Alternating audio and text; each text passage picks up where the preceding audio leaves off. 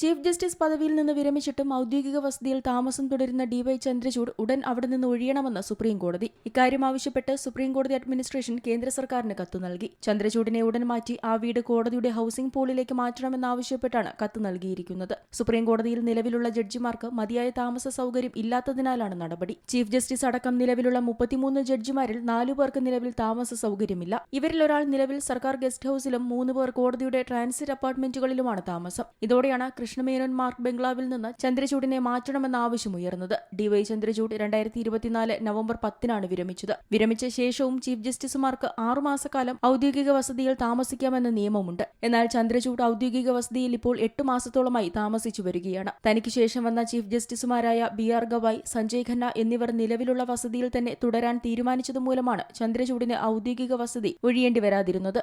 July 1-നാണ് സുപ്രീംകോടതി administration കേന്ദ്ര സർക്കാരിന് കത്ത് നൽകിയത്. എന്നാൽ ഭിന്നശേഷിക്കാരിയായ മകൾക്ക് കൂടി അനുയോജ്യമായ രീതിയിലുള്ളൊരു വീട് വേണമെന്നും അത് ശരിയാകാത്തതിനാലാണ് ഇവിടെ തുടരുന്നത് എന്നുമാണ് ചന്ദ്രചൂഡിന്റെ പ്രതികരണം. സർക്കാർ തനിക്കൊരു വാടക വീട് ഒരുക്കി തന്നിട്ടുണ്ടെന്നും 2 വർഷമായി ആൾ താമസമില്ലാത്തതിനാൽ അവിടെ അറ്റകുറ്റപ്പണികൾ നടക്കുകയാണെന്നും ചന്ദ്രചൂഡ് കൂട്ടിച്ചേർത്തു. National desk Zee Malayalam news.